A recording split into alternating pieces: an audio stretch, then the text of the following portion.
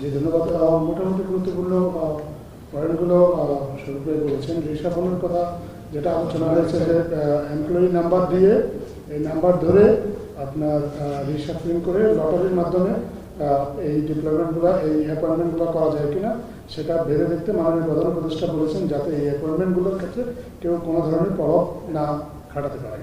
কতদিন আগে সেটা আমরা কোশ্চেন পড়েন পরে প্লিজ, শেষ হয়নি। এটা একটা আলোচনা এসেছে। আরেকটা বিষয়, গুরুত্বপূর্ণ বিষয় আলোচনা হয়েছে যে আপনার এর আগে আপনারা দেখেছেন যে নির্বাচন কমিশন, আমরা গত সরকারের আমলে একটা উপনির্বাচনের সময় দেখেছিলাম যে নির্বাচন কমিশন একটা সিসিটিভি ক্যামেরার মাধ্যমে নির্বাচনকে পর্যবেক্ষণ করে ওই পুরো একটা আসনের নির্বাচনকে বাতিল করে দিয়েছিল। এর প্রেক্ষিতে পরবর্তীতে আইন সংশোধন করে নির্বাচন কমিশনের এই ক্ষমতাটা খর্ব করা হয়েছে। তারা শুধুমাত্র এখন নির্দিষ্ট কেন্দ্রের নির্বাচন বাতিল করতে পারে। নির্বাচন কমিশনের এই ক্ষমতাটা ফিরিয়ে দেওয়া যায় কিনা, কোনো নির্দিষ্ট আসনে যদি ব্যাপক অনিয়ম হয় নির্বাচন কমিশন সেই আসনের পুরো নির্বাচনটাকে বাতিল করতে পারে কিনা, সেই বিষয়ে আইনি দিকটা খতিয়ে রাখার জন্য মাননীয় প্রধান উপদেষ্টা আজকে উপস্থিত যারা কর্মকর্তা ছিলেন তাদেরকে নির্দেশ দিয়েছেন।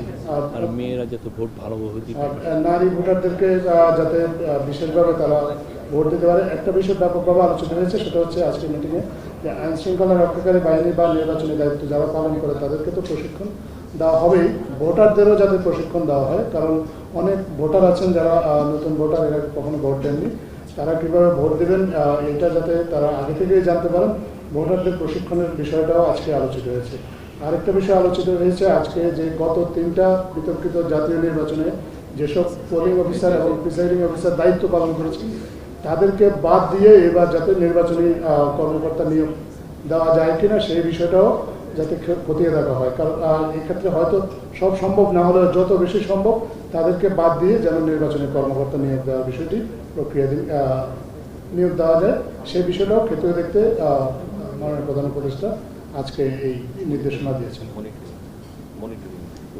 হ্যাঁ, জেলা, আর এটা তো সরকার বলেছেন হয়তো উপজেলা, জেলা এবং বিভাগীয় পর্যায়ে এবং কেন্দ্রীয় পর্যায়েও বিভিন্ন মনিটরিং সেল গঠন করা হবে, যেখান থেকে পুরো নির্বাচন প্রক্রিয়াটা মনিটর করা হবে এবং সেখানে কোনো অনিয়ম দেখা গেলে যাতে তাৎক্ষণিক ব্যবস্থা নিতে পারে।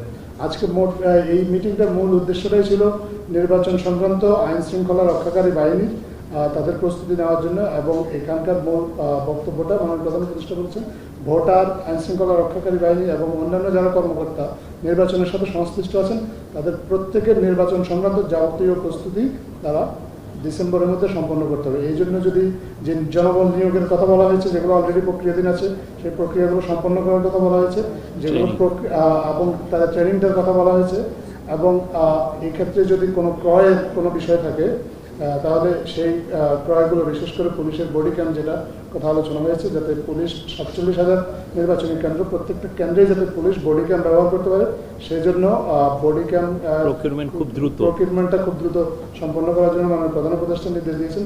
সেখানে স্বরাষ্ট্র উপদেষ্টা ছিলেন, উনি আজকে বলেছেন যে তাদের কাছে যেসব বডি ক্যাম্প আছে অলরেডি, ইতিমধ্যে 2000 বডি ক্যাম্প স্বরাষ্ট্র মন্ত্রণালয়ের কাছে আছে, এগুলো এই আগামী সপ্তাহ থেকে ওনারা কমিশনিং শুরু করে দেবে বিভিন্ন থানাতে।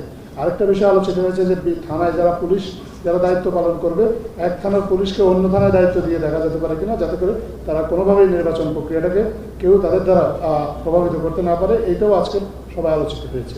আজকে সবাই কোনো সিদ্ধান্ত হয় নাই, মূলত মাননীয় প্রধান উপদেষ্টা এই নির্দেশনাগুলো দিয়েছেন, ওনার নির্দেশনার আলোকে পরবর্তীতে সংশ্লিষ্ট সরকারি দপ্তরগুলো এই প্রয়োজনীয় সিদ্ধান্তগুলো বাস্তবায়ন করবে। ধন্যবাদ আপনাকে।